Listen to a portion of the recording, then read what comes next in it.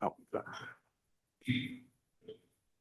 Good evening and welcome to the March 25, 2026 regular hybrid Planning Commission meeting. I am Chair Thompson. Tonight's hybrid Planning Commission meeting is being brought to you by Zoom.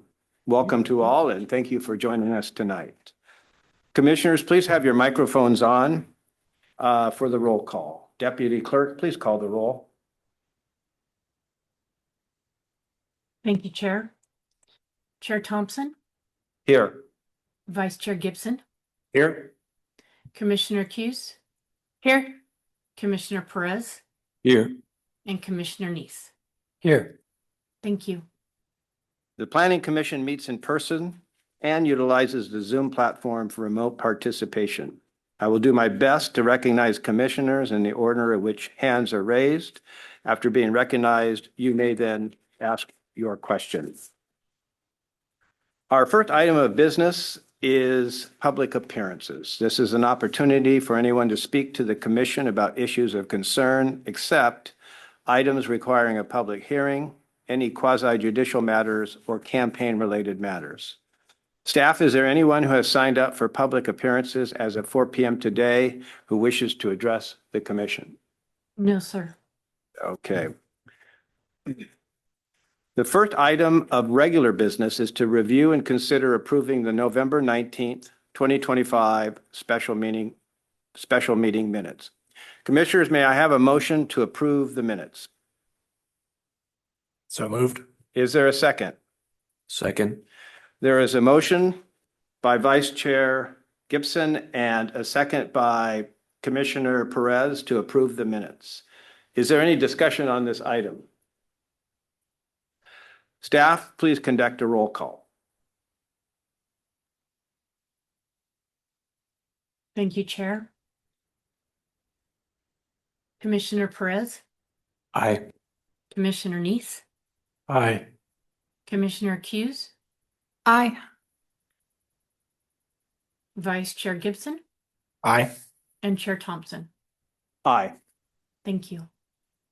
The second and final item of regular business is Agenda Bill PCB 26-1, briefing on the Growth Management Hearings Board Order and steps to achieve Growth Management Act compliance.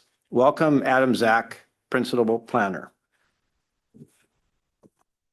Thank you. It's good to see everyone tonight. It's been a while, so let me share my screen here. I've got some slides that we'll work through. And as we go through, this is really an information session for y'all. So if you have questions, please feel free to stop me as we go. We can talk about this. There's a lot of information here, so we'll I'm sure there will be questions as we go.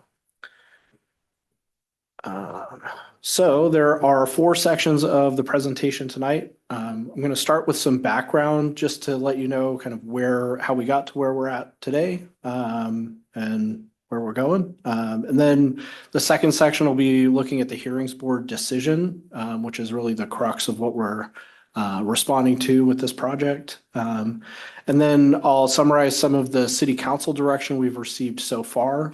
And then we'll look at kind of the next steps, the scope of work for this project to comply with the hearings board decision. Starting with the background, we're going to be discussing the Growth Management Act. As you may know, the Growth Management Act, or GMA, is a statewide legislation that was adopted in 1990. It requires most counties and cities in the state to adopt a comprehensive plan to plan for growth over a 20-year time period. And cities are required to periodically review and, if necessary, update their comprehensive plans on what is currently a 10-year schedule. And we at Mercer Island completed our last periodic review in 2024, and that comprehensive plan review and update was adopted in November of 2024. Any of the comp plans that are adopted to comply with the GMA or adopted under the GMA can be appealed to a body called the Growth Management Hearings Board, which is appointed by the governor, and they review those plans for consistency with the Growth Management Act and the provisions within that act. The hearings board One of the things that has been happening with GMA recently, with some of the recent statewide legislation, is shifting from more of a top-down approach. And the GMA was originally kind of a bottom-up where cities had a lot of discretion. But the state with the recent legislation has been kind of shifting some of that focus and putting it more in the legislature's hands. And all of that has kind of formed the soup of what we're working with tonight and now. The GMA works by requiring that comprehensive plan, which, as I mentioned, is a 20-year plan for how cities and counties will address growth over that planning period. And there's kind of three buckets of things that the comp plan does. The comp plan includes policies for maintaining infrastructure and levels of service for capital facilities as growth occurs. It requires cities to maintain adequate land capacity to accommodate the projected growth over that 20-year time period. And then also it requires certain environmentally sensitive areas to be designated. So things like the shoreline, natural resource lands, critical areas. Under the GMA, the way that we look at forecasted growth is through a housing unit targets and employment growth targets. So these are new housing units expected over that 20-year time period to accommodate our population growth. And then also those new jobs that may be required to accommodate that population growth as well. So we're really looking at those two targets throughout the comp plan. The comp plan is composed of a vision, goals, policies, and actions that really determine how the city is going to address those things that I just listed and plan for its growth. And really those goals and policies and actions are implemented through kind of three categories: through regulations, our regulatory requirements for development; capital investments, so how we invest in our infrastructure and our capital facilities, our parks, things like that. And then projects and programs that the city will undertake through that process. So that would be like if we had, I'm kind of drawing a blank at the moment, but those kinds of like projects and programs that the city undertakes that are not regulations and not capital investments. There's some key terms on this slide. I won't go through each of them, but as we go through, these things are going to kind of come up. So we wanted to make sure that you had a slide that had these key terms laid out because they're going to continue to come up for the next couple of months as we work through this. So we can use that as reference moving forward. So that concludes the background section of that. I kind of went fast, but I think we've gone through the GMA a few times with this group, so I didn't want to spend too much time. But are there any questions on the GMA before I move on to the hearings board? All right, great. So as I mentioned, the Growth Management Hearings Board is the governor appoints a panel. It's a governor-appointed panel that reviews comprehensive plans for whether or not they meet the requirements of GMA. The Mercer Island Comprehensive Plan Periodic Review was appealed to the Hearings Board in February of 2025. And it was appealed largely on regarding our policies for affordable housing, and claiming that the comprehensive plan did not go far enough in accommodating the affordable housing in our housing element and land use elements. The Hearings Board issued its decision on that appeal in August of this year, August of 2025. And they found that there were certain components of the plan that needed to be remanded back to the city. They considered 5 issues in the appeal. The first issue is whether the city identified sufficient land capacity for the affordable housing targets that the city's been assigned. The second issue was, did the city make enough adequate provisions for affordable housing? The third issue was whether the city was required to adopt a transit station subarea plan in its comprehensive plan. There was and then the fourth issue is, did the city fail to complete a required housing focus review with King County? This is one of the steps that was required, or that was laid out in the countywide planning policies. And then finally, issue number 5 is, did the city comply with the King County countywide planning policies related to housing generally? As I mentioned, in August, the hearings board issued its decision on those 5 issues.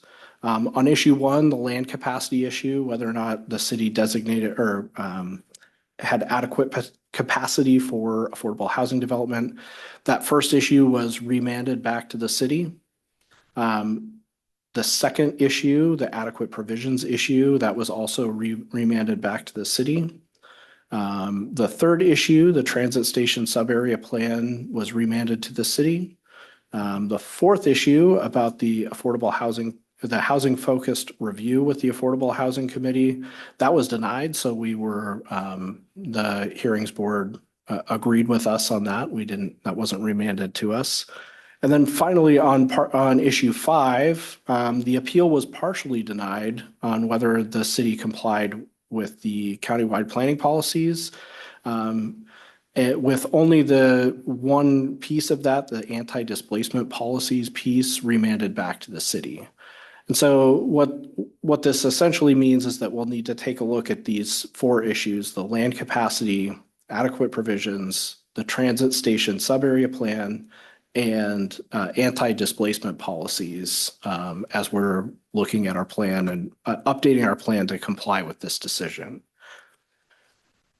There are some kind of high-level actions associated with each of those.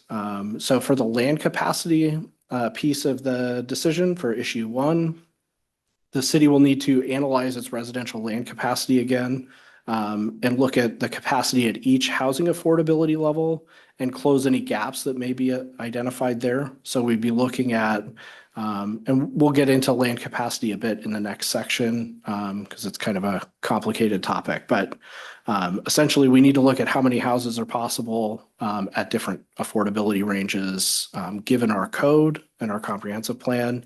And then if we fall short on some of those affordability levels, we would need to add some development capacity to close that gap. On the adequate provisions issue, what this means is the city will need to look at adopting incentives, mandatory provisions, and planned actions that will increase the supply of affordable housing. So these two, the land capacity and the adequate provisions piece, those are really linked because because increasing development capacity for affordable housing can impact how much we need to do for adequate provisions, and vice versa, because those are both related to how many affordable units are kind of possible in the future for each of those affordability levels. The station subarea plan issue is really essentially that the city needs to adopt a station subarea plan for the area around its transit station. There were some policy directions in the regional and countywide plan, but really the regional plan adopted by PSRC that required that station subarea plan. So we'll be looking at that through this project. And then anti-displacement measures are those measures that can be adopted in the code or the comprehensive plan that would address potential displacement as the city amends its zoning to add development capacity or make those adequate provisions. So those are measures that can kind of offset that displacement risk. And then finally, another piece that's not related to one of the issues, but is going to be really impact the direction of this project is the July 31st deadline that the hearings board set for the city. So in their decision, they gave us until July 31st to complete the work to comply and address these issues in our comprehensive plan. And that's important because as you'll see, when we start kind of getting into some of what this land capacity and adequate provisions material is going to require, it's a pretty substantial body of work. And we have a short amount of time to do it. So we'll go over the scope of work kind of later in this later in the presentation here. Now we're going to look at some of these issues in a little more depth. So I'll start with land capacity and the housing needs and kind of how that works, and then we'll work through each one of these individually. So again, stop me if you have any questions, because this is where it's going to start to get a little more meaty. You're dropping out a little bit. Oh. Huh. I will sit closer to the mic, and I'll project a little more too. I'll use my stage voice. So the first issue that we talked about was the land capacity issue. And this is really tied to the housing affordability levels that were assigned by the Department of Commerce and King County. And what this is we have a housing target, which is on the slide here is on the left, this left column here, it's 1,239 units. This is the total number of units that our comprehensive plan needed to provide development capacity to accommodate. So in the 20-year time period, we need to make sure our comprehensive plan needs to have policies and be implemented with development regulations that allow at least 1,239 housing units. But what House Bill 1220 and some of the other recent statewide legislation requires is as a subset of that 1,239 units, cities also have to plan for these different affordability levels. And that's outlined in this kind of tan box here in the middle. And these are units that are affordable to households earning certain percentages of the area median income. And so, for example, we'll just work from left to right. So the affordable housing target that we have for the 0 to 30% AMI income band is we need to plan for and accommodate 339 units of non-permanent supportive housing. So these would be just kind of standard housing units that are affordable at 0 to 30% AMI. And then 178 units of permanent supportive housing, which is affordable housing that also includes some wraparound services. And then from there, our target is 202 units from between 30 and 50% of the AMI, 488 units from 50 to 80% AMI, and then 4 units for 80 to 100% AMI. And then we're calling anything at that 100 plus to be at the market rate, and that would be 28 units. So, yes. Yeah. Okay. So just to reiterate, each of those brackets that we just talked about, each of those affordability levels, those are a subset of the 1,239 units. That's our total amount. So this is the charge, is we need to analyze our development capacity. We need to look at how many units are possible given our existing development, our current regulations, environmental constraints, and some market factors. How many units are possible at each of those affordability ranges? And then we need to make sure if there is a gap between how many units are possible, the capacity, and the target, then we have to make changes to our comp plan to close that gap. Oh, I was waiting for him. There's still one more. Oh, yes. And then the emergency housing, this is actually, so emergency housing is in its own category because it's not necessarily housing units. A housing unit would be something that has living quarters, sanitation, so bathroom and a kitchen Essentially, it has those three components. Emergency housing is slightly different because it's usually like shelter space. So it's typically measured in beds instead of dwelling units. And it's categorized in its own way.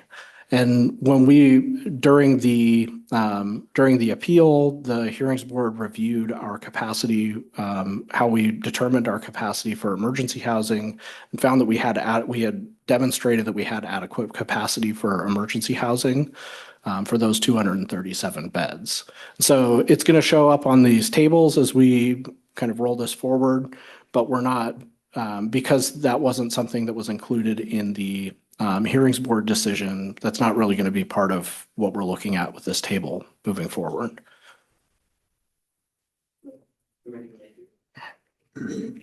Thank you. Yeah. So a question and then a comment/question. The first question is the area median income, I think especially for folks listening at home, it's always good to say what the current number is. And is it by the county or is it by Mercer Island? Because I understand it's by the county and it's something around $77,000. Is that still correct? I believe it's higher than that. I know that I don't have the exact number in my head, but for a family of four, the area median income is around 147,000. Right. But the area is King County. Yes, that's correct. Okay, so 80% of $140,000, we're not talking about somebody on welfare at that point. There's a lot of misinformation floating around on the interwebs right now. So I just want to get some clarity on a few things. For the permanent supportive housing, one of the big rumor mill thing that's going around is basically that those are emergency shelters, which they're not. And my question is, what I've tried to tell people gently and sometimes not so gently is that permanent supportive housing could be like some of the European models. Like you could have college students living with seniors that need support, that don't have family, that need someone to go grocery shopping for them. That's a European model that is increasingly gaining popularity because they ran out of space a long time before we did. Would that be considered permanent supportive housing, that type of model? Just as one example. Maybe. It would depend on the way it's set up. The key here is that permanent supportive housing is a subset of our 0 to 30% AMI affordability target. Cutting out again. Yeah.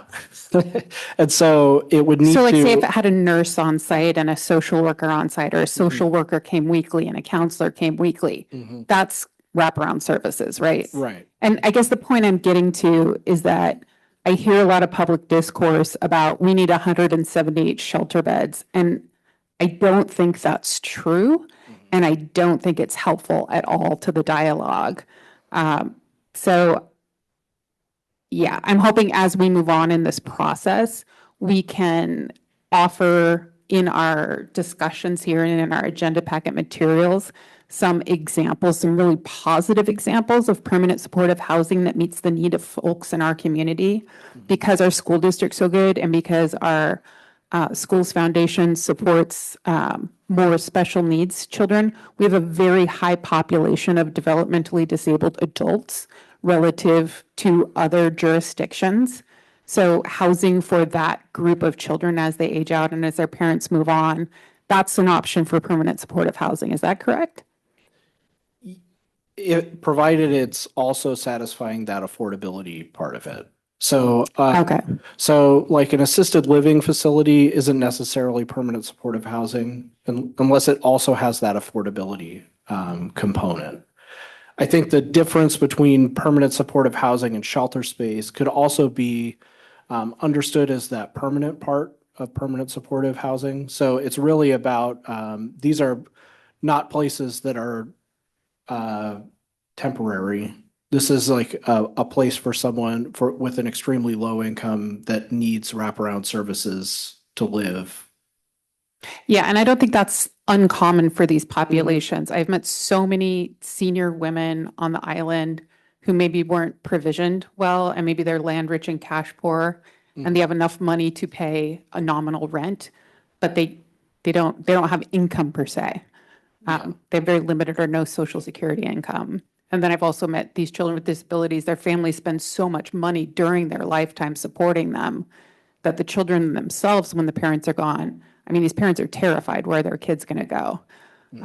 If they could stay in our community, that's nice. So my whole point in asking that is A, to verify that assumption, and B, to, at the beginning of this conversation, stimulate our thinking caps, because when we go out to the public, there's just going to be this like vociferous, false narrative about what this has to be.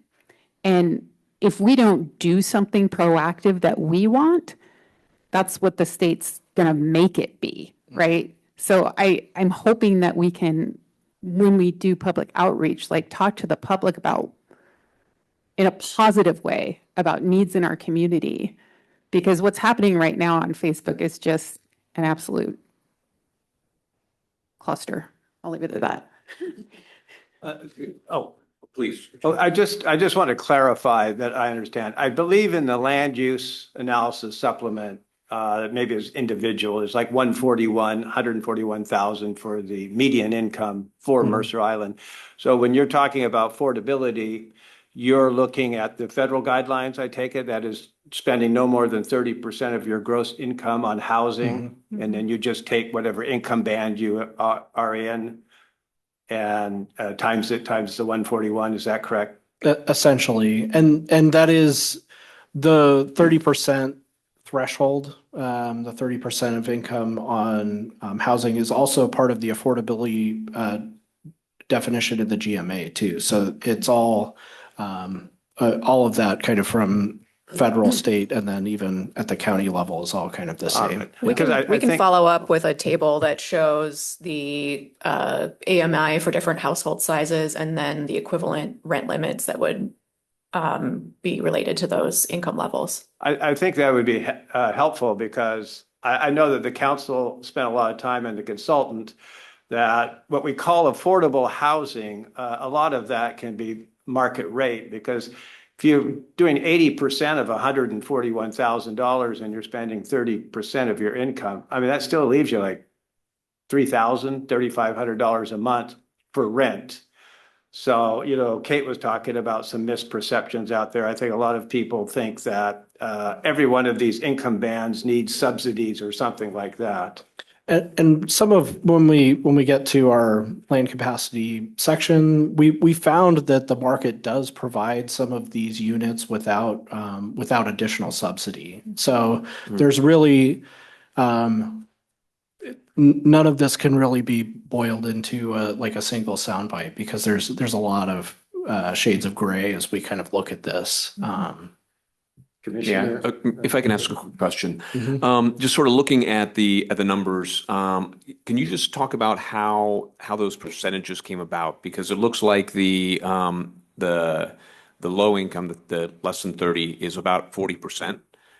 I assume it has to do with a reaction to the existing stock of what's on the market, or what's housing available now, and then that's the balance, and it's skewed because there's not a lot of market rate apartments. Is that correct? Can you just state that, please?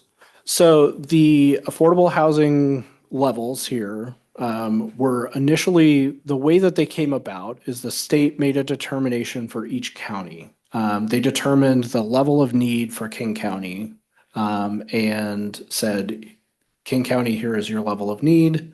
Then King County then distributed that to the cities within King County for the purpose of planning here. Part of that process included consideration for the existing housing stock and how many units at each level. And so as a result, some of this is making up for the historic underproduction of housing at certain levels. That was part of the state's analysis in particular, was looking at that historic production. So it is, yeah.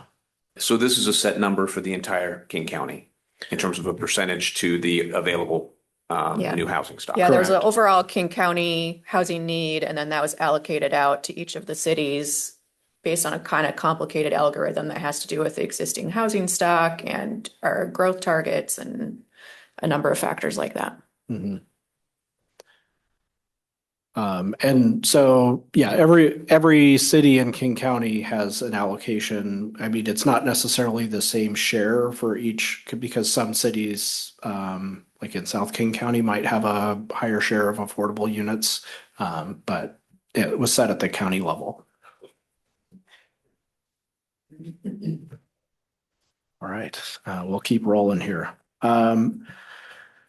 So what we need to do as part of this project is perform what's called a land capacity analysis. And we'll need to look at, which is an analysis of, or a study of how many units are possible at each of those affordability levels. I've kind of said this already, but based on our current zoning, our existing conditions and the market factors. So we look at,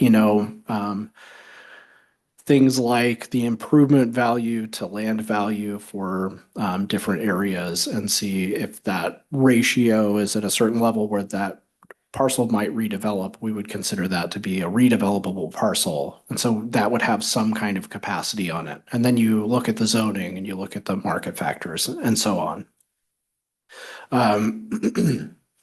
And really, at the end of the day, once we've looked at that, we'll be able to say, so we have, we need 488 units at 50 to 80% of the AMI.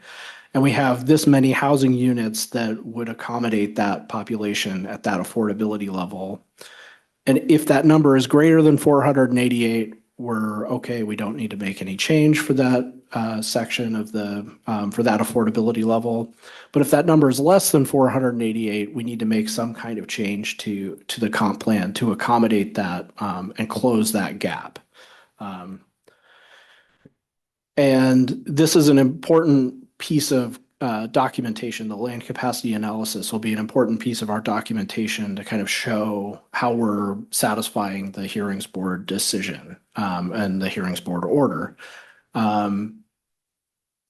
So the main task ahead of us for the land capacity analysis is looking at specifically determining how many units, what capacity we have at each of those affordability levels, which is a little different than how we did it in our periodic review. And so we're currently in the process of completing that analysis, looking at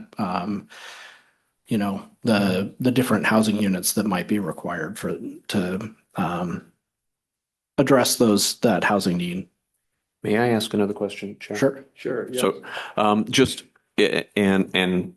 I've tried to follow this as much as I possibly can. Maybe this has been covered elsewhere, but the land capacity analysis, does that in any way include DADUs across the properties? That's one of the differences between the capacity analysis we're doing now versus the one we completed for the 2024 periodic review. Originally, we did not include some of the capacity for middle housing unit types and the accessory dwelling units. But we will be counting that now. And some of that is because we've updated our regulations for accessory dwelling units since then. And so we have a better idea of how that's going to work out. It also, during that update, it increased some of the capacity for accessory dwelling units. And so we wanted to reflect that in our capacity analysis. Thank you. So this is a big table. We don't necessarily need to go through all of it, but this is roughly how the land capacity analysis is going to look when we get it done. These are some of the draft numbers that were presented to the City Council on February 17th. And so this is still draft and could be subject to change as we continue to refine the analysis. But essentially what you're looking at is each of these rows is a different affordability level from that previous table we were looking at. And working from left to right, we kind of look at what the housing type is that is most likely to accommodate that affordability level. And then our consultants have they've looked at the distribution of affordable units in those different housing types to come up with how that share would be allocated for the 0 to 30%, and so on for those different housing types. And so they've used that to determine how much housing capacity, which is this fourth column here, the market rate housing capacity. And then you subtract, you would subtract the, and then they also looked at the subsidized capacity within the city and the externally subsidized is It's subsidized units that might be provided by an outside entity, whether that was like King County Housing Authority or a nonprofit housing provider, someone that's providing subsidized units that does not have involvement from the city. Section Sorry. like section 8 would that be? That doesn't subsidize the creation of the housing, but yeah, it just helps someone afford the unit. And then internally subsidized housing capacity would be like a housing unit that's subsidized by like our height bonus in the town center that requires certain numbers of housing units for additional building height. And so you end up, when you take the market rate capacity plus those subsidized housing capacities, you end up with a total housing capacity. And then to determine whether there's a deficit or a surplus, you would then subtract the allocated housing need from the total housing capacity. And that's how we arrived at this next column, which we see pretty much the market is providing most of our units from that like 30% and greater housing need. But we have some deficit at the 30 to 50%, and then most of our needs at the 0 to 30% AMI there's still some deficit there. The market's not necessarily responding there. And so that's something where we'll need to look at either adding development capacity or making adequate provisions to close some of that gap. Yeah. So can I ask a clarifying question? Mhm. So the total housing capacity, that's not existing, that's what could exist under current code, or that's existing? That would be existing. Yeah, because this is not we would then will also do a similar analysis when we make changes to our code. So in a bit, we're going to look at how we might add some development capacity.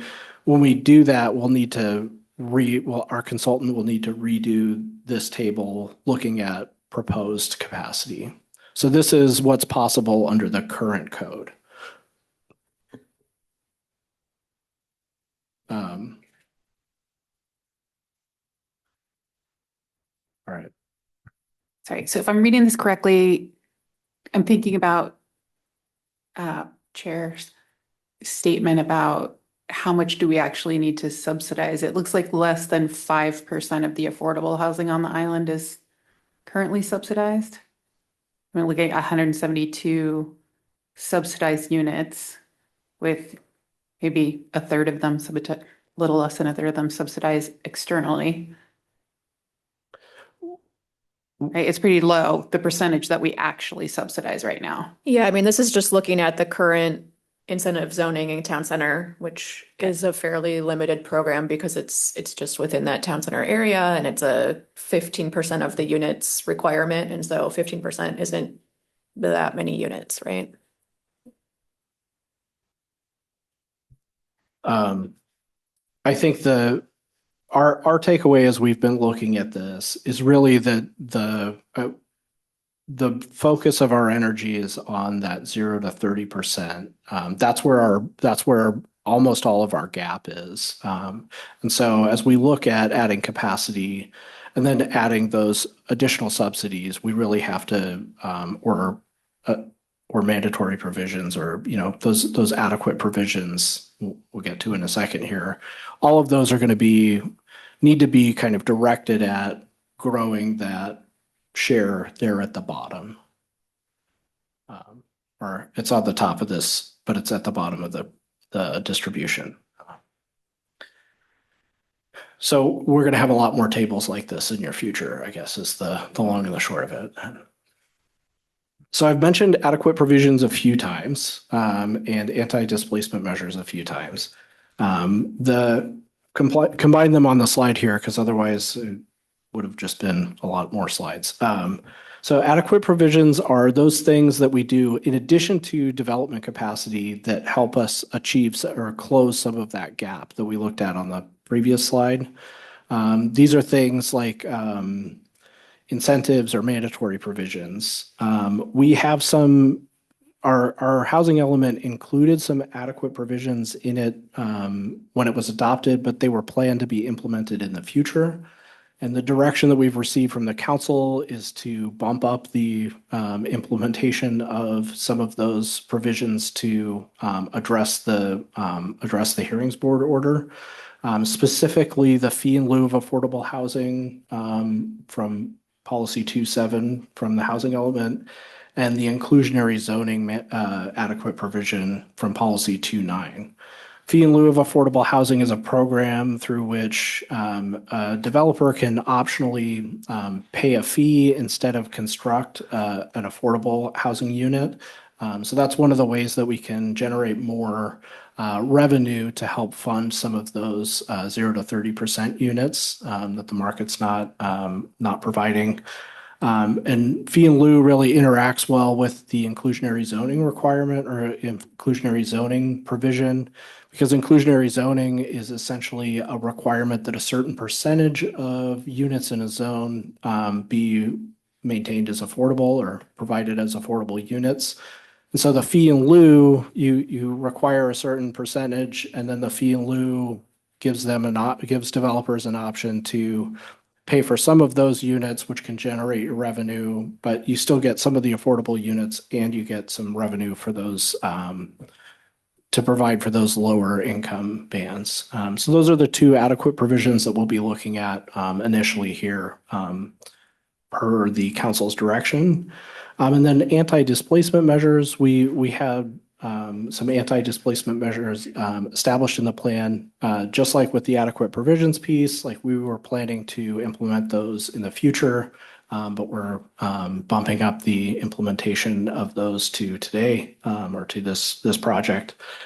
Specifically looking at some potential tenant protections in those areas that we add development capacity to help offset the potential displacement of households as that zone kind of redevelops under the new zoning. So those are the adequate provisions and anti-displacement measures we're looking at first. Yes. Thank you. Can you give us a very brief summary of, I know we had some grocery tax or there was some tax at the state level and cities opted into it or opted out of it. And the idea that increase in taxes was a couple years ago, I think. And anyway, they were part of the program or not. And some cities chose to collect that money directly. And some cities chose, and I think Mercer Island was one that chose to have that money go into a program. Is there any nexus with that taxing program and adequate provisions, or is that wholly separate? Because I'm wondering where that money went. There were two optional sales tax related programs that were authorized by the state in, I want to say roughly somewhere around 2018 to 2020. One of them it was HB 1406, and it's a sales tax credit. The city did elect to participate in that. I think we adopted it in 2019, perhaps, if I'm remembering correctly. And it provides about roughly $40,000 a year in that sales tax credit revenue to the city. We currently use that to fund emergency housing support through our Youth and Family Services program. So if folks have something happen in their family where they're not able to make rent or their mortgage or a utility payment, those funds are available for emergency assistance for those purposes. There's another sales tax. I am not positive of the bill number. It's something like 1591 or 93.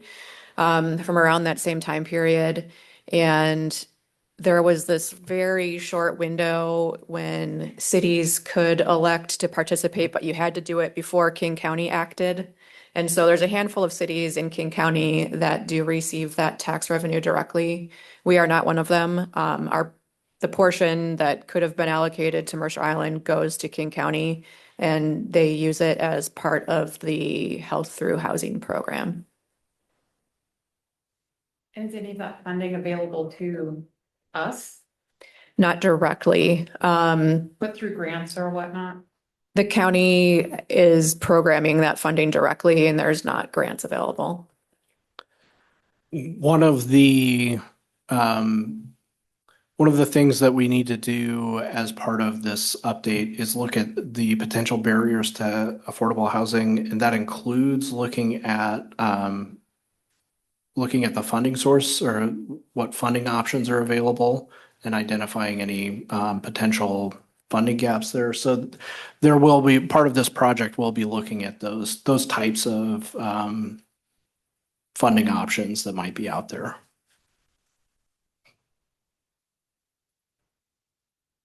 Any other questions on adequate provisions or anti-displacement measures? Well, these will become our good friends soon enough as we continue to work here.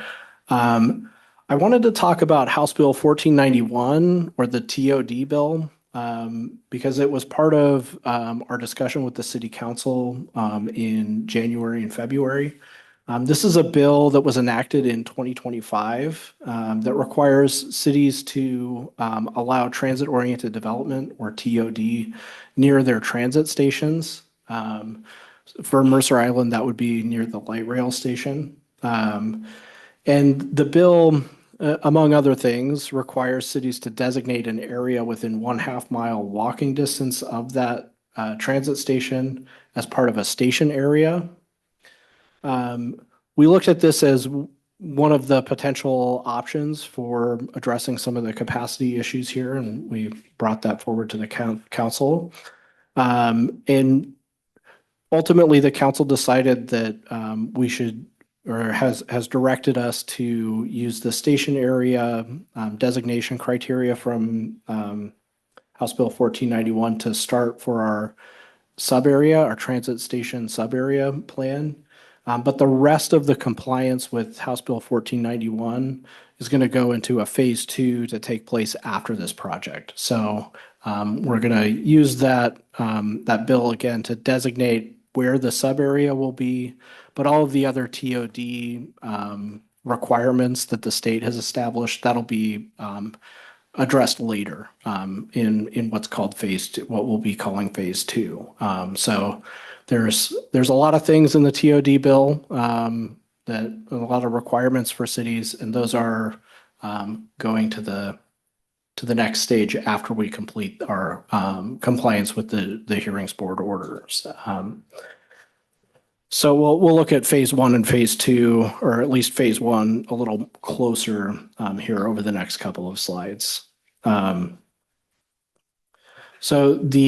as I said earlier, the TOD bill, House Bill 1491, describes designating a station area as that area within 1/2 mile walking distance of a transit stop.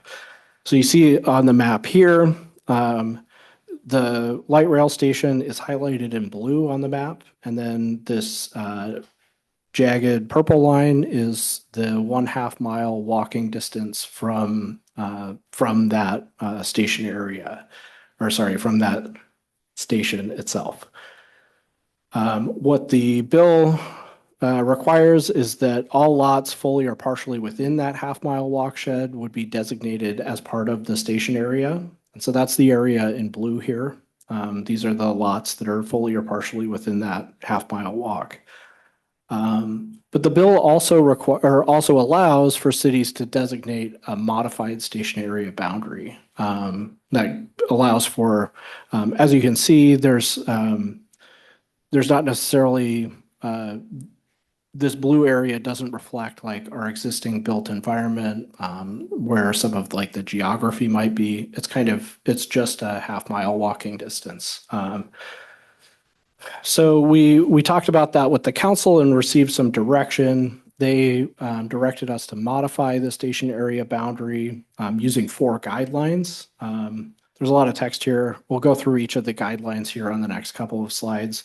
But essentially, it was to exclude city parks, have the boundary more accurately reflect our existing zoning boundaries where we can, and then also follow city streets and kind of make a more logical boundary. So we'll walk through that over the next couple of slides here. So the first guideline was to remove city parks and rights of way and the I-90 corridor from the station area, from the modified station area. So that's, except for the I-90 corridor, the city parks and public lands are highlighted in green here. So everything that you see in green would be removed from that modified station area boundary. That's in the northwest corner here, that's Luther Burbank Park, Upper Luther Burbank Park, Mercerdale Park, Mercerdale Hillside here. So all of the parks and public land. I have a question about that. Yeah. Against the freeway, there's a number of smaller parks that I don't see reflected there. Is that? They're all within the right of way, the I-90 right of way corridor. So you'll see there's like this triangle piece.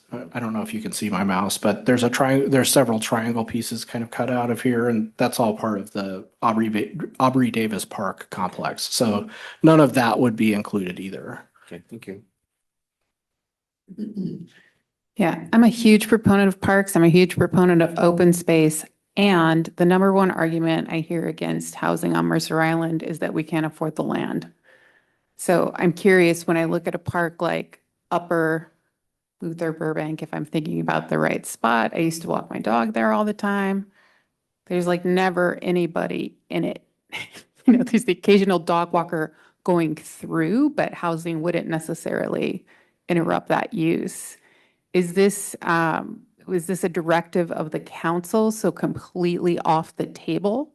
Or is it possible that if we have a low-use park that is not open space, not contributing to stormwater control, some of that could be on the table to help us subsidize some of this housing? Because less than 30% AMI is really tough to fund. Yeah. The direction that we received from the council was to exclude the parks from the station area. So they would not be part of our transit station sub area. So far, there's no proposal to make those types of public lands available or parks available for development like you described. And that hasn't really been a part of the direction that we've received at all. I don't think that's not something we're looking at or evaluating currently. Yeah. It's fascinating. So again, just one more time while we're on the map here, because I probably can't say it enough. The areas in green would not be included in the sub area, the station area. So that's the first thing that they were removed from the station area. The next guideline was after removing those lands, the public lands and parks from the station sub area, was to remove any non-contiguous area from the proposed station area. And that's really this yellow area on the western side. It was not, after Luther Burbank was removed from the proposed station area, that was no longer contiguous with the rest of the sub area. So it was removed. Following that, we've grouped together guidelines 3 and 4 because they kind of worked in tandem.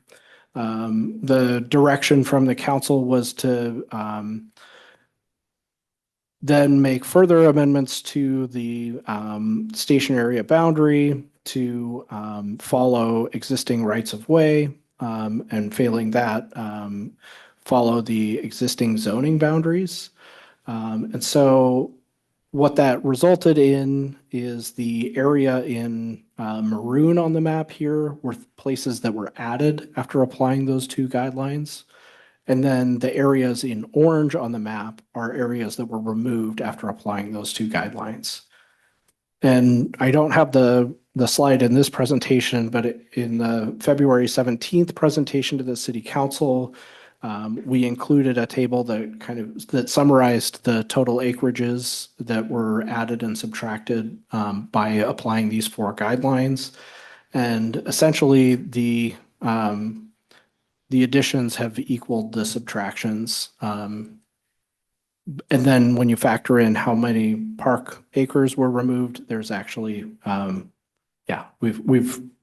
the proposed station area boundary, modified station area boundary is roughly balanced with additions and subtractions.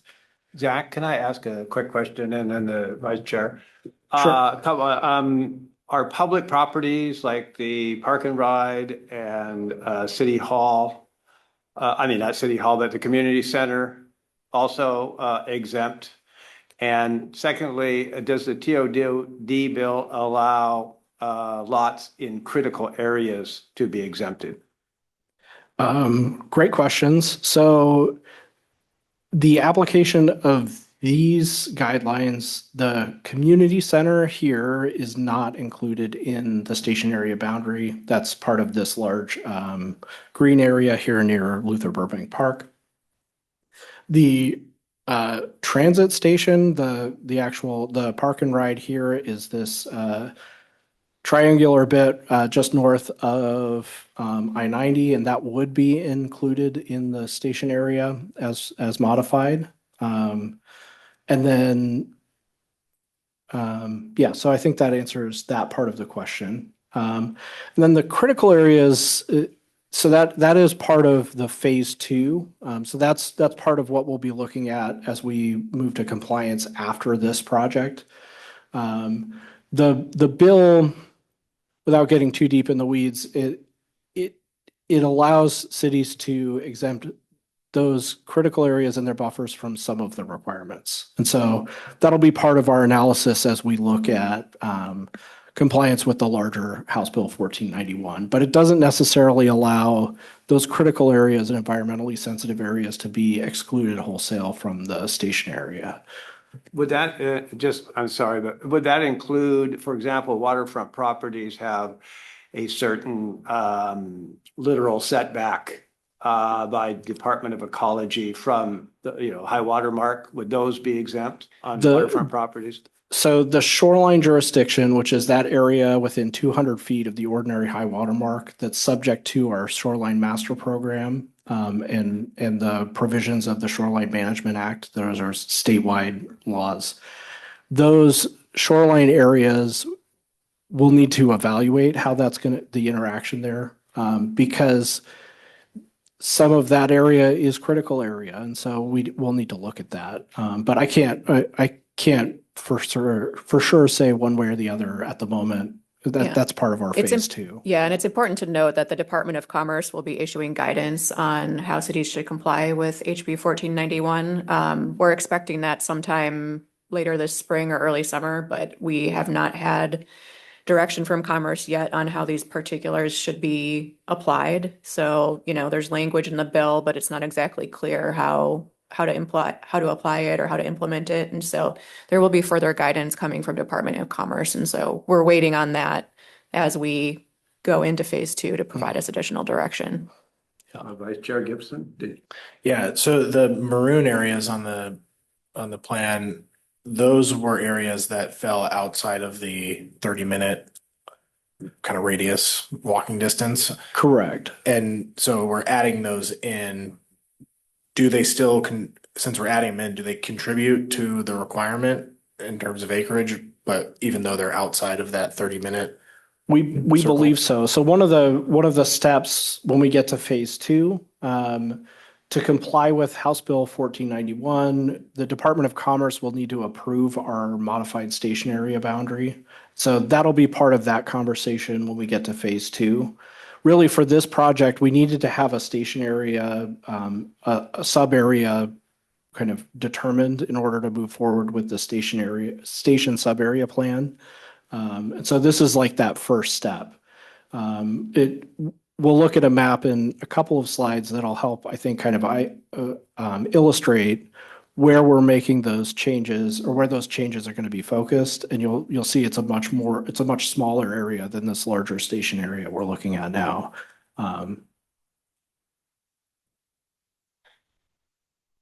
Commissioner Neese? Just a little question on the west side of that, where that one blue dot is hanging out. I'm curious what's going on there, because it looked like that lot was outside of your dark line on a previous slide. And so why is it blue?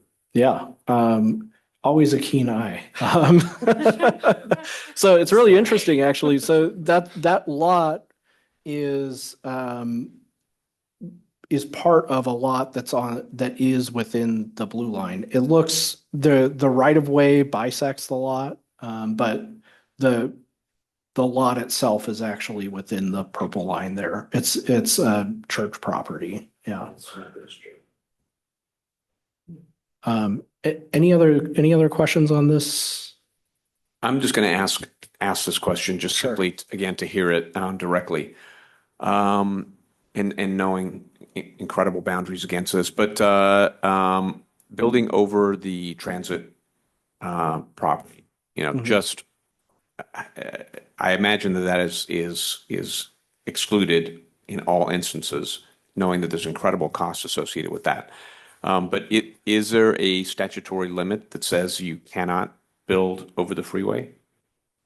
Wow, that's a great question for a transit engineer or a transportation engineer. Well, yeah, knowing that it is Yeah. physical, it's extraordinarily expensive, but is there a statutory exclusion to any consideration associated with that? Yeah, we could. Let's let Kim just pop on. Let's let her yes. answer that. Sure.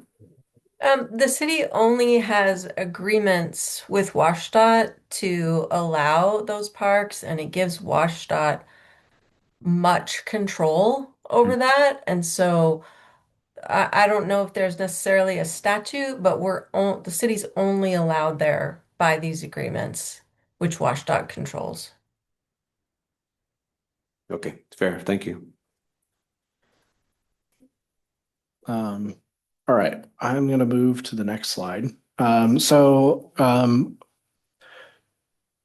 We've reviewed, or the council has reviewed that information that we just kind of gave you a quick overview of, and they have approved the modified station area boundary as shown here. This is it cleaned up without all the numerous colors here. But again, most of this area, it will be part of the the transit sub-area plan.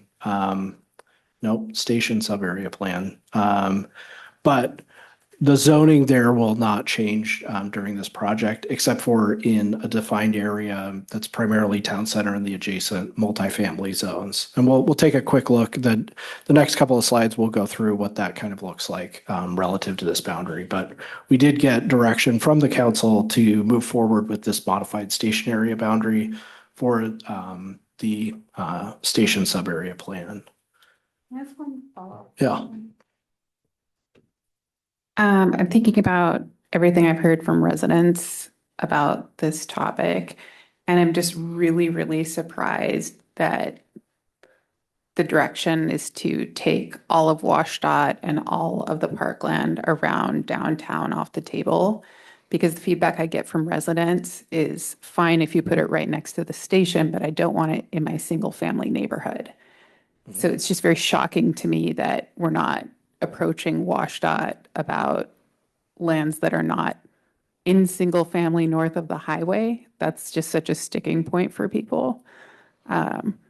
Is there any space for Planning Commission to make recommendations about pursuing conversations with WashDOT, or is there no space? I want to make sure I understand what our scope is so I don't keep bugging you about this. The direction we've received from the council is to move forward with this station area boundary for the sub area.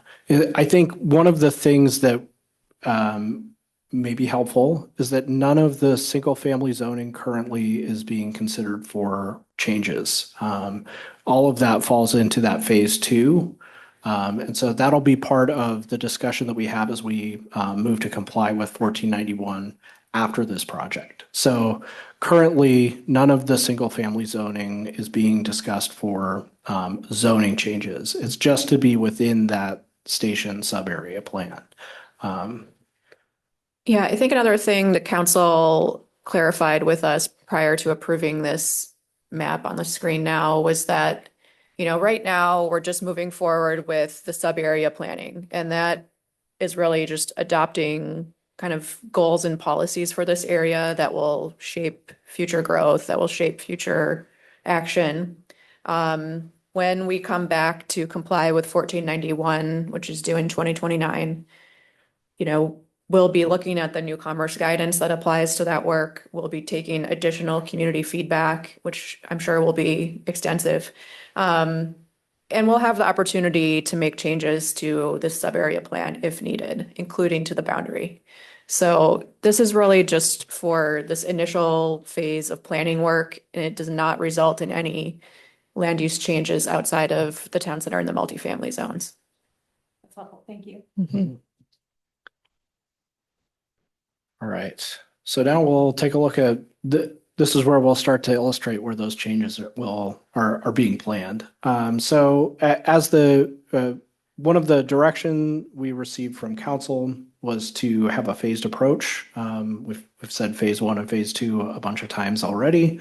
The phase one sub area, which is shown in the dark purple on the map here, that's the town center and those multifamily zones that are adjacent to town center. That's where through this project, we'll be looking at potential zoning changes to add development capacity and make those adequate provisions. Again, only in the dark purple area here. And then the surrounding phase two sub area is where we will take up that compliance with that TOD bill following this project. And that's the direction we received from the council already. So again, the zoning changes that we'll be looking at in this project are really the town center and those adjacent multifamily zones. Looking at it another way, this I think helps illustrate a little bit more. The coral area is the existing town center zone on our current zoning map. And then there are a couple of multifamily zones in that are shown in yellow here. It's a mix of MF2 and MF2L, which are two of our multifamily zones. Those are the two areas that we'll be focusing our potential zoning changes on. And we'll be looking at increasing the maximum building height in the town center zone to 8 stories throughout the town center. And that will be a change from what's currently allowed there, which is a range of heights, kind of moving from the north to the south, where at the north end of town center, currently 7 stories are allowed. And at the south end of town center, 3 stories are allowed. There are a couple of sub areas in there that have different maximum building heights between 7 and 3. So this would go 8 stories throughout. And then the multifamily zone that's surrounding it, the area in yellow, we'll be looking at increasing the maximum building height there to 6 stories as multifamily development. And so we're expecting we'll need to complete the land capacity analysis of those changes, but we're expecting that to add about 1,000 units in that area. And those additional units should help close that gap that we looked at several slides ago. It gives us, it also makes some of those adequate provisions we have produce more units because they're kind of drawing a percentage of a larger pool of units. So we'll be looking at inclusionary zoning in the town center and multifamily zone at the same time that we increase the maximum building height there, requiring probably 10% of units to be affordable at that 30 to 80% AMI. So we'll be requiring a certain amount of affordable units in those zones where we're adding development capacity. And then again, we'll be establishing a fee in lieu as an option for developers to pay for some of those units instead of building them, just paying a fee. So that's going to be the focus of our zoning code changes, is making those changes in the town center. So after these changes are made, is the bonus FAR or height stay intact, or is it now just a flat requirement for all developments? It would be a flat requirement. We think that's how that's going to be structured. Got it. And currently, a developer could build all market rate, they just wouldn't get the bonus height, right? Correct. And the way the height bonus currently works in the town center is by right, you can build a 2-story unit, building, but then any building that's taller than 2 stories has to include a certain percentage of affordable units. So it's a pretty substantial height bonus. It's also a pretty robust height bonus. Yeah. All right. I just have a question about the fee in lieu of. Mhm. And I saw the multifamily tax exemption. Mercer Island's always had an affordability mandate that's permanent for its structures. Mhm. And the MFTE generally has like 8 and 12 years. So one of the significant problems we're seeing in Seattle, where multifamily development has cratered, plummeted, mostly throughout the region, is so many units are rolling off, the 8 and 12 units. It's kind of a short-term political solution, but Mhm. and then 8 or 12 years, you don't have affordable units. Would ours be permanent? And then how do you determine the fee in lieu of? Yeah, the inclusionary zoning requirement would be for the life of the building. At least that's how we're intending to propose it. And that would follow the language that's currently in our incentive program.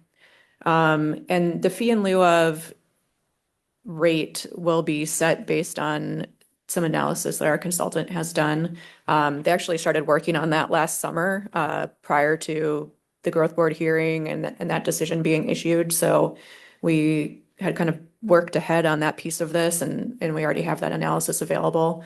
We're going to be presenting more details to the city council in April about the specific details of the inclusionary zoning and fee in lieu programs, and the council will be providing direction on how those should be structured and the fee rate. Thank you. Just one follow on that. You mentioned MFTE, which is the multifamily tax exemption. That's actually, we're not looking at MFTE at the moment for this project.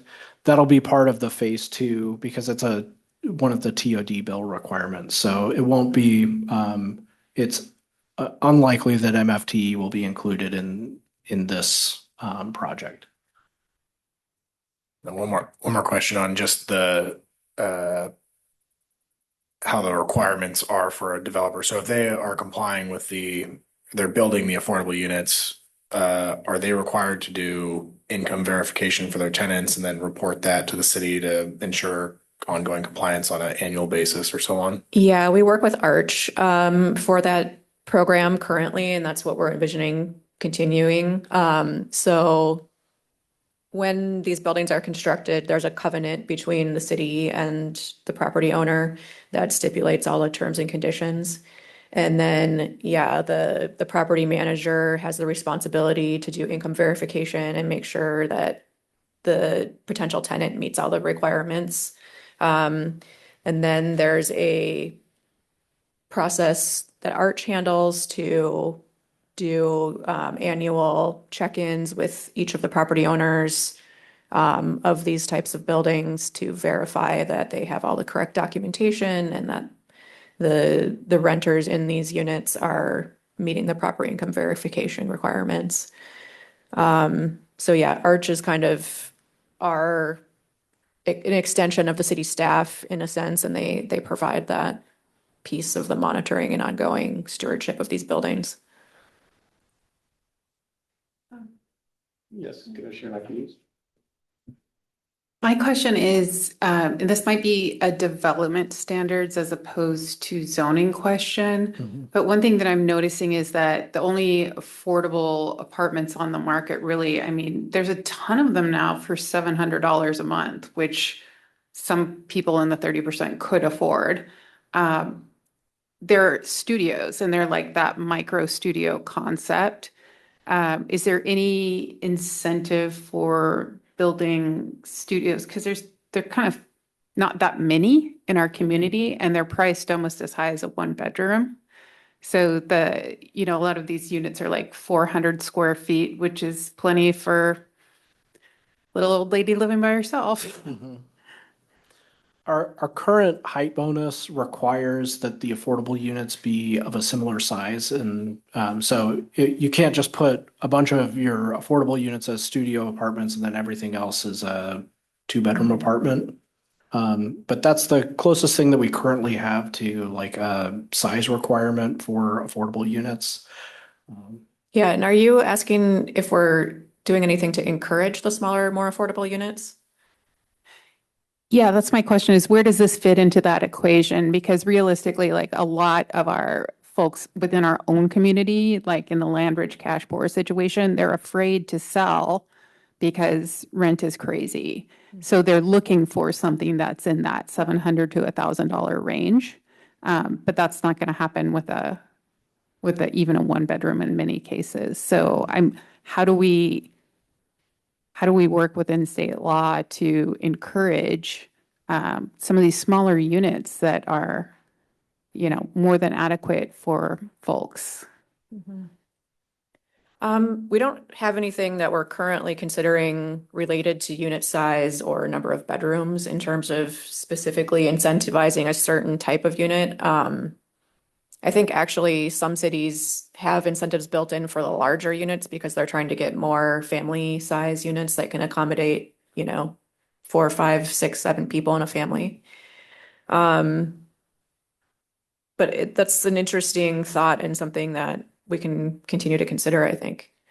I'm thinking maybe if it's associated with senior Mhm. specific housing, because there's way more senior women than senior men.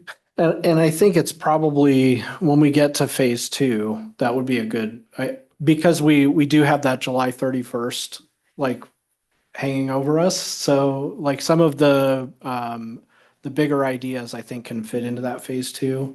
Also the TOD bill, like that phase two will include some discussion about how we use the standards to incentivize different units. Because the House Bill 1491 requires some additional FAR bonuses for larger units. So we may also want to look at how a similar program could address some of those other needs. But that's all of that is a phase two discussion, I think. Yeah. I just asked a question about the fee in lieu of.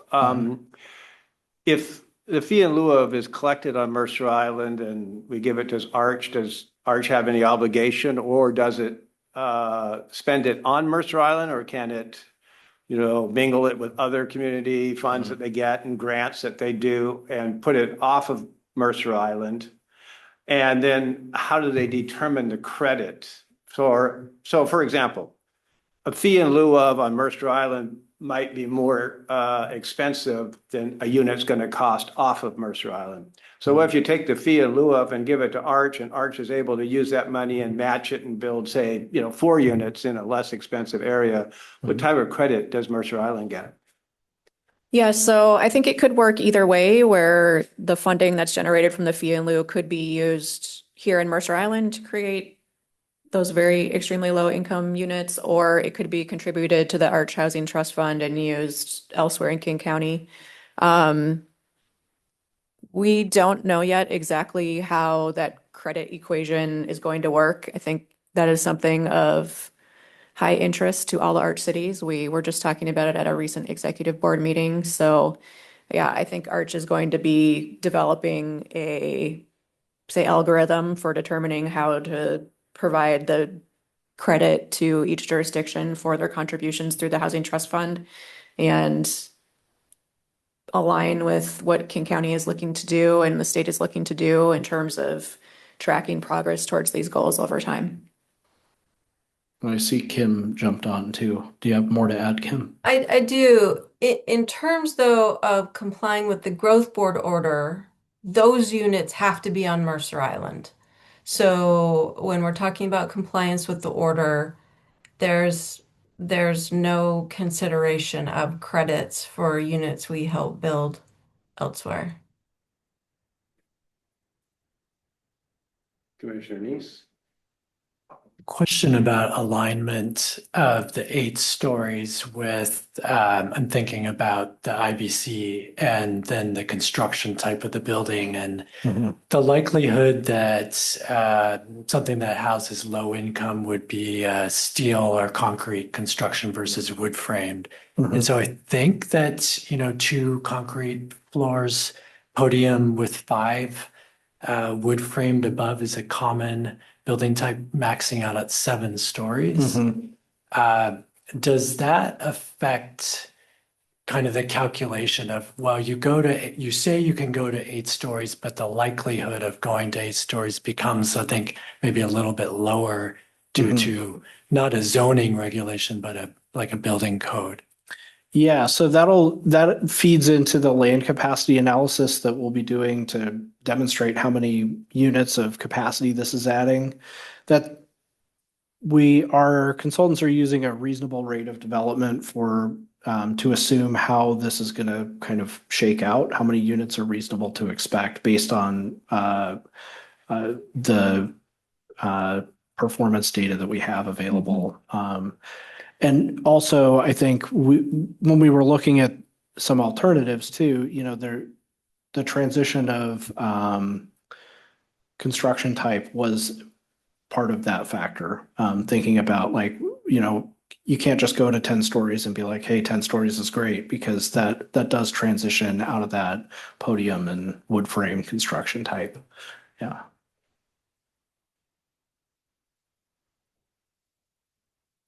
Nothing further? I don't think we have any further questions. Great. It was an excellent presentation. Oh, we've got more. I hate to break it to you, but we'll always have more. So I did want to just touch on one of the other pieces that we've received some direction from the council on is the work plan. I didn't want to get into the nitty gritty of it, but I wanted to highlight all of the pieces of the comp plan that we're going to need to end up touching through this process, because I think it helps give a good idea of the scale of what we're going to be looking at over the next 3 months. So for the comprehensive plan amendments, we're looking at touching the land use element, housing element. We have to adopt a new station sub-area plan, which is something that doesn't currently exist in the comp plan. And then there will be additional internal consistency amendments required for transportation, utilities, capital facilities, and economic development element, particularly for the transportation, utilities, and capital facilities elements.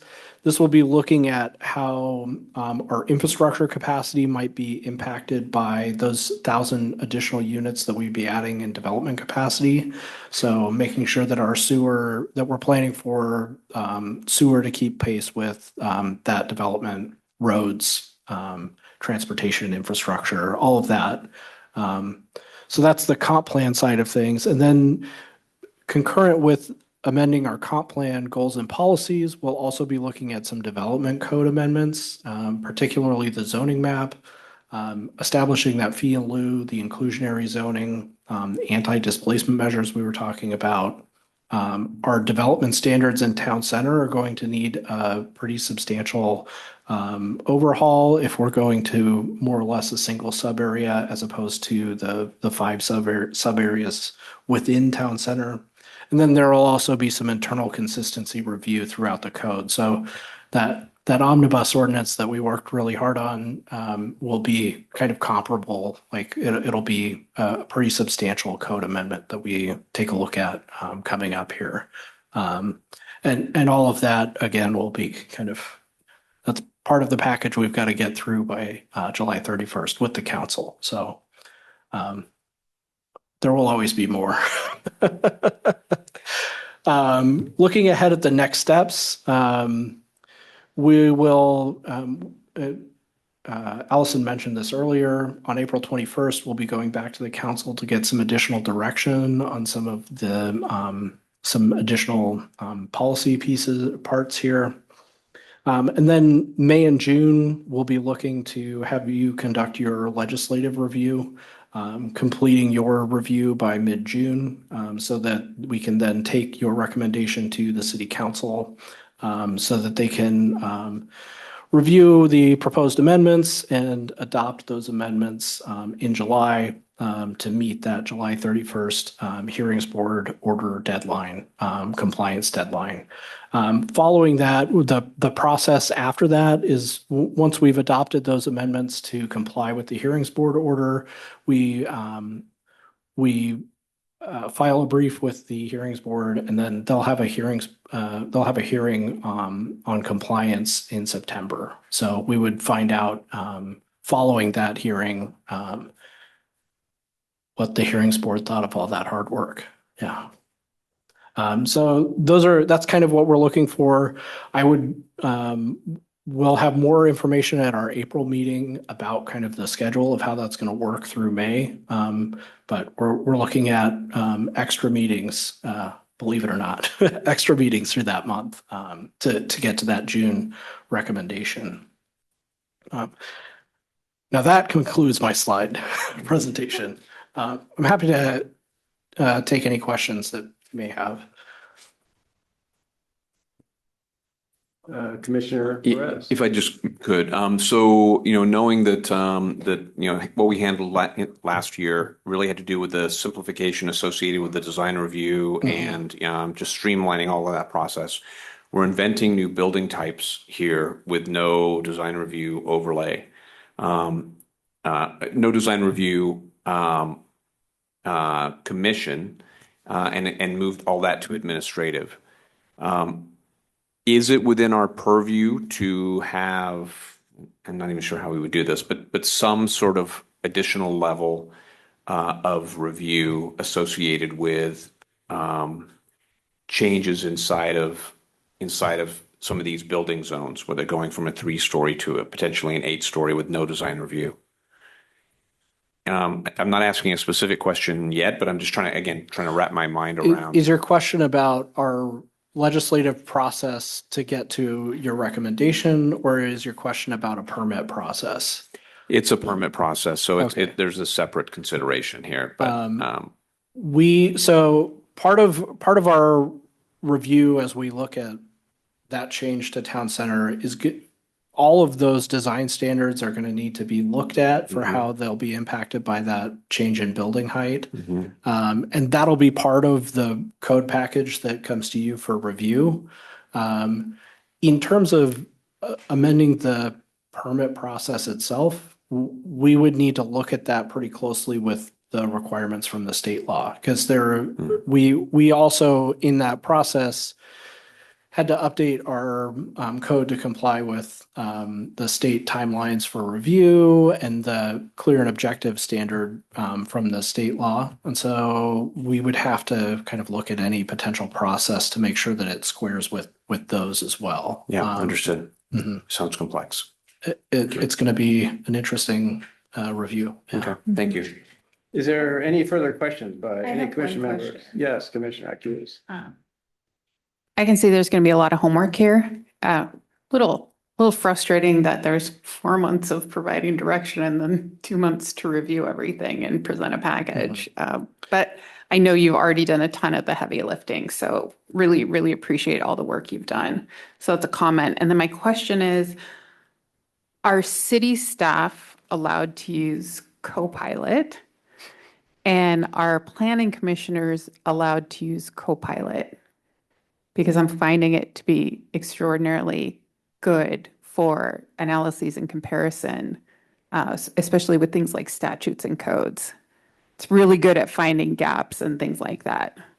And I just want to know if I'm going to get in trouble as a commissioner if I use Copilot to help me with my analysis. I don't know. I Yeah. think we would need to run that by. I don't know what the policy is. There's no current city policies about the use of AI for our work, I don't think. There is not. It's something that we need to work on. that you guys have the modern GCC High that comes with the Copilot? We do have modern Microsoft suite of products. Yeah. Yeah. That it? Question. Commissioner Neese. Yeah. I found it helpful on the omnibus to get parameters from you guys as to sort of the reach of our comments. Mhm. Given the timeline we have, I think it'd be prudent to do the same so that we don't spend our time going in directions which we propose some amendments and city council will just wipe it off. So I think two things to help with that. One, we're definitely planning to note in the same way that we did with the omnibus ordinance, where we went through and said this came from this source, so you can see why we propose that change. And then also by getting the council direction at this stage, at kind of upfront, hopefully that'll give some fences to what we'll be looking at, so you'll know kind of where the council's at with a lot of this stuff. And so I think those things will help kind of direct your attention as we work through those amendments. And we'll definitely be looking for efficiencies because it's a lot. Yeah. Okay. Now we move to other business. Is there a staff report tonight? No, I did just want to note for our April meeting, the regularly scheduled date is April 22nd. I think we're likely going to push that back to April 29th, because our next council briefing is April 21st, and we need a little bit of time to turn around the packet, for you. So you can stay tuned on your email for that update. And then at that April meeting, we can talk through the schedule and the plan for the remainder of this project. I think we may be able to send some of that out in advance too, in terms of extra meetings being scheduled and that kind of thing. All right. Thank you. I know that I speak for everybody on the commission about how much we appreciate the work that you've done and the presentation tonight and the materials. I mean, I've been following it through the council. It's really been something very impressive. There being no other business to come before the Planning Commission, the time is now 7:34 p.m. and the meeting is concluded. As a reminder to commissioners, please stay seated until city staff has terminated the broadcast.